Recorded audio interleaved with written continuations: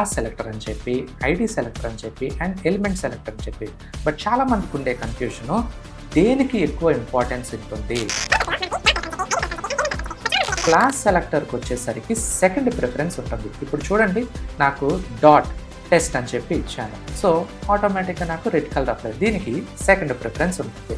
And the last preference ఎవరికి ఉంటుంది అంటే ఎలిమెంట్ సెలెక్టర్. చూసారా, బ్లూ అనేది అప్లై అయిపోయింది.